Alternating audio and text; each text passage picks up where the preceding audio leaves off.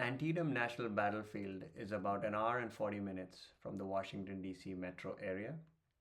It's pretty easy to get to off of I 270, and then you head towards Frederick and you turn into the city of Sharpsburg.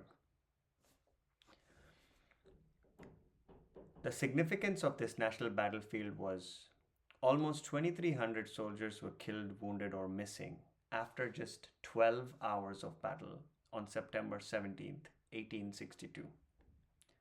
The Battle of Antietam ended the Confederacy Army of Northern Virginia's first invasion into the North and led Abraham Lincoln to issue the preliminary Emancipation Proclamation, a major turning point in the war. The primary combatants were General Robert E. Lee's Army of Northern Virginia going against Union's General George McClellan's Army of the Potomac. The battle ended Confederate Generals Robert E. Lee's invasion of the North. It provided Union with a victory that allowed President Lincoln to issue the Emancipation Proclamation, and it is also considered one of the bloodiest single-day battle in American history. As you can see here, I've given you an example of the map of the entire battlefield, which I found on the NPS website. You can, through the website or the app, and you can follow along to go to all the key historic sites. I'm showing you Burnside Bridge as an example. Hopefully this helps you to guide yourself for a self-guided tour of this national battlefield.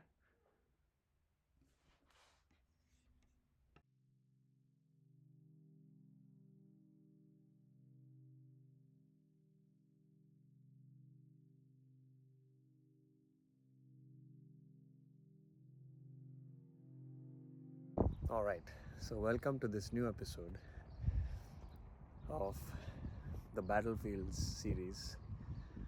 And today we are here in Antietam National Battlefield, which was one of another vital battle of Civil War between the Union and the Confederacy, of the decisive battles as well that was fought in Antietam. And then we are just here at the visitor center. It's actually closed today due to some training, but we are going to show you some monuments there. You can see there, and I will show you some more places around the battlefield, and then we're going to drive around this whole area. There's around 16 to 15 to 16 places where there is historic sites, headquarters, hospitals, generals that were resided there, and give you a little bit of insights of that. And then if you're around the DC area, do not forget to check these things out. It's absolutely a beautiful place to come if you're a history buff,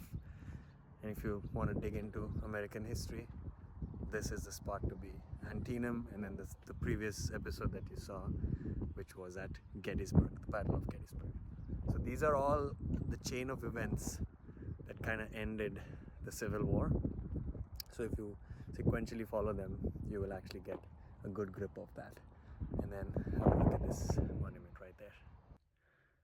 Dunkard Church, a meeting house for the German Baptist brethren who lived in the Sharpsburg area, was a focal point of repeated clashes during the Battle of Antietam, as both the Union and Confederate Army sought to occupy and hold it, the high ground around it. New York State Monument, one of the tallest monuments on the field at about 58 feet tall. It was dedicated September 17, 1920, on the 50th anniversary of the Battle of Antietam. The bronze tablets list the generals from New York who were in command and the New York regiments and batteries at Antietam, and depict the New York State coat of arms. Almost 1/4 of the Union Army at Antietam was from New York. Over 250 Civil War veterans attended the dedication.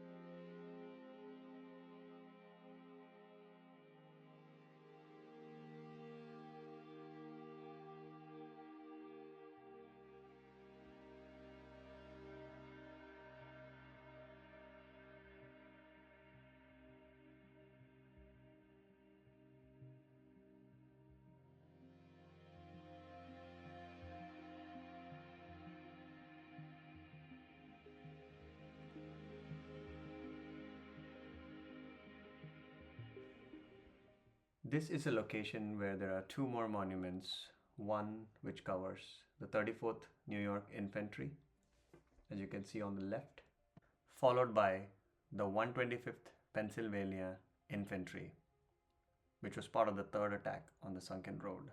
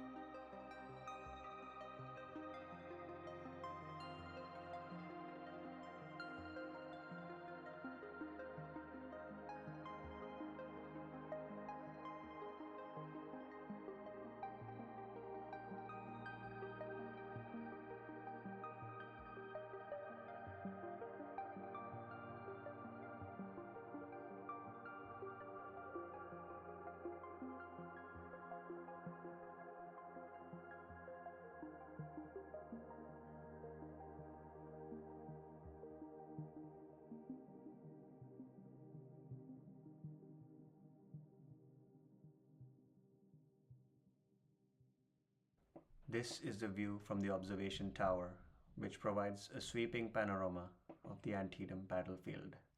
It was constructed at the end of the Sunken Road, which is also known as the Bloody Lane, in 1897 by the War Department as part of its efforts to make the battlefield into an open classroom.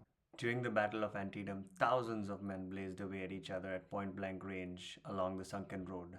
Eventually, the Union forced the defenders back, leaving 5,500 soldiers dead or wounded on the field and in the road. The soldiers who fought here described it as the road of death and a ghastly flooring. From the day forward, this road had been known as the Bloody Lane.